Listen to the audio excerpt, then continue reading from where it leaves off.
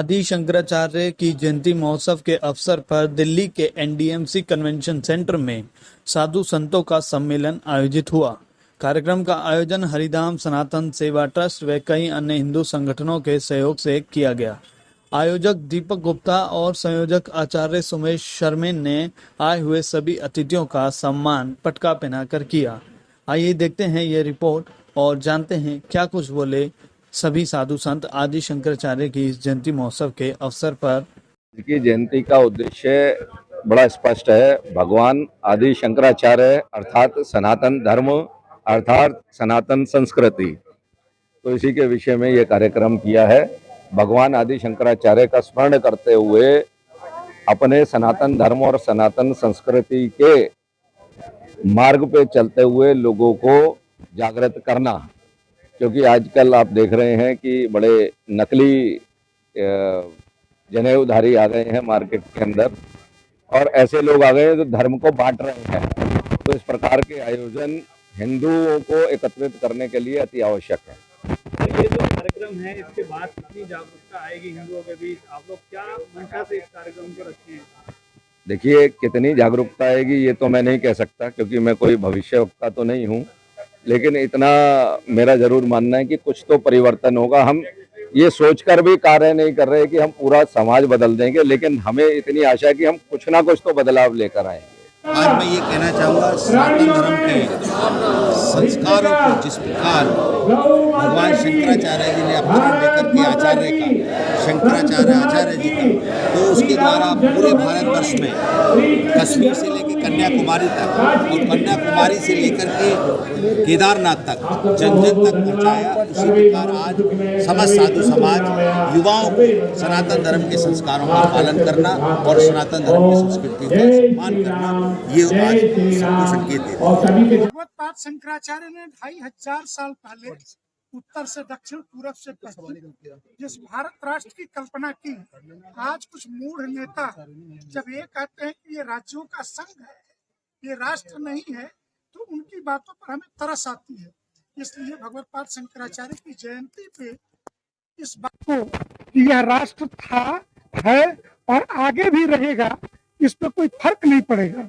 महाराज जी, महामंडल से जिससे यहाँ पे आज पहुंचे हुए युवाओं का क्या असर पड़ेगा? यह धर्म युद्ध है। पूरा विश्व इस समय युद्ध में खेल रहा है। कहीं रसिया यूक्रेन पे परमाणु बम लगा के बैठा है, अमेरिका के सारे विश्वविद्यालयों में हड़ताल चल रही। हम धर्म आधारित आध्यात्मिक देश होने के नाते युवा संत हो या युवा पीढ़ी हो, हमें यह पता है कि हमें अपने राष्ट्र का विकास करना है। इसलिए हम उनके धरना प्रदर्शन जैसे चीजों से आप प्रभावित होने वाले नहीं। आपने मंच पे एक पाकिस्तान को लेकर सवाल किया था, आप कैसे देखते हैं? आपका क्या मन के अंदर भाव आया जो पाकिस्तान को आपने खुले में मंच से चेतावनी दी? पाकिस्तान को हमने चेतावनी नहीं दी। हमने यह कहा कि जिन लोगों को भारत में धर्म के आधार पर आरक्षण चाहिए, उन सभी को धार्मिक आधार पे हमने आरक्षण 1947 के 14 अगस्त की रात में ही दे दिया है। और जिनको वहाँ आरक्षण चाहिए वो यहाँ से ट्रेन पकड़े पाकिस्तान निकल ले। महाराज जी, अयोध्या में जो रामलला की प्राण प्रतिष्ठा हुई, इस पर सोशल मीडिया पे बहुत से हिंदुओं की अलग अलग टिप्पणियां देखने को मिली। इस पर आपके क्या विचार हैं, क्या कहना चाहेंगे? जो ये फर्जी टिप्पणी करने वाले लोग हैं उन्हें मैं हिंदू नहीं मानता।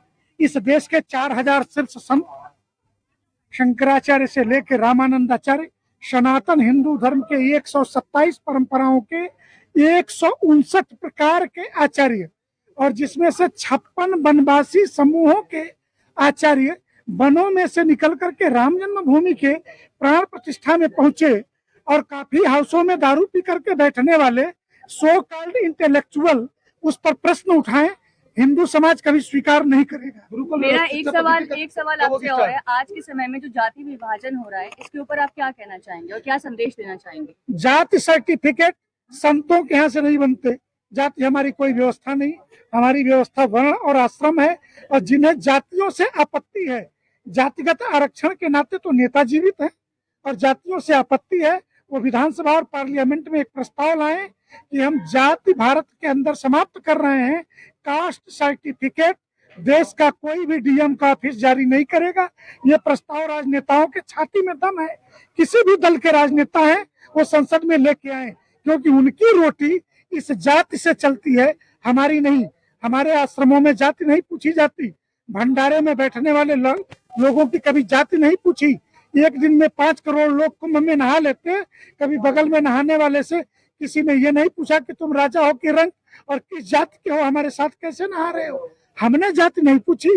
ये राजनीतिक सिस्टम है और राजनेताओं के छाती में दम है, तो घोषणा करें कि कास्ट सर्टिफिकेट डीएम ऑफिस से नहीं जारी होगा। गुरुकुल शिक्षा पद्धति कब शुरू हो रही है? गुरुकुल चल रहे हैं, सब चला रहे हैं, और इसमें रामदेव जी का एक बड़ा योगदान है नई पीढ़ी के गुरुकुलों को विकसित करने में, और देश के बाकी संत भी अपने अपने स्थानों पे इसको कर रहे हैं। आपको पॉजिटिव खबरों को देखना चाहिए।